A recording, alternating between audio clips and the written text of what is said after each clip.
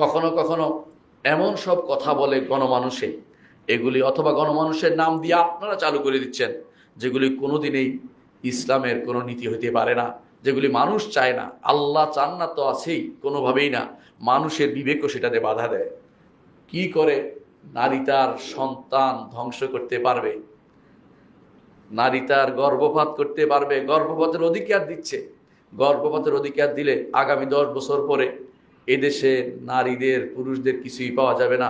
সন্তানবিহীন একটা গোষ্ঠী তৈরি হবে, যেখানে আমেরিকার রাষ্ট্রপ্রধান তিনি ঘোষণা করেছেন যে কারো যদি 6টি সন্তান হয় তাকে মেডেল দিবেন।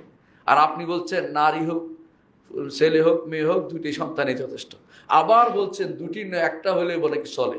আবার হয়তো বলবেন যে কিছুই লাগবে না। এদের উদ্দেশ্য খুবই খারাপ। মুসলিম জনশক্তি বৃদ্ধিতে তারা ভয় পায়, কারণ তারা জানে মুসলিম জনশক্তি বৃদ্ধি হলে কাফেরদের বিরুদ্ধে সেটা কাজে লাগবে। এটা জনশক্তি, এটা জনসমস্যা নয়। যারা সমস্যা মনে করে, সন্তান হওয়াকে সমস্যা মনে করে, তাদের জানা উচিত ইতিহাসে প্রথম 2 সন্তান অনেক সময় ভালো হয় না, চতুর্থ, পঞ্চম, ষষ্ঠ সন্তান অনেক সময় জগৎ বিখ্যাত ব্যক্তি হয়। সুতরাং আপনি সন্তান আসার পথ বন্ধ করতে পারেন না।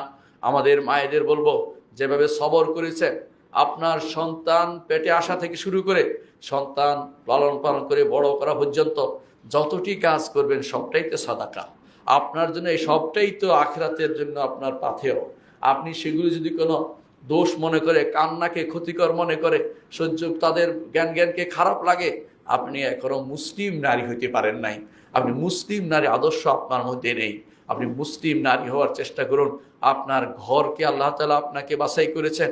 আপনি বাইরে হাঁটতে পছন্দ করছেন, এই জন্য সন্তান থাকলে বাইরে যেতে পারেন এই চিন্তা করছেন। আপনি কি জানেন আপনার রব বলছেন ওয়াকারনা ফি বুয়ুতিকুন্না ওয়ালা তাবাররাজনা তাবাররুজাল জাহিলিয়াতিল উলা ওয়াকারনা ফি বুয়ুতিকুন্না, তোমাদের ঘরে তোমরা অবস্থান করো।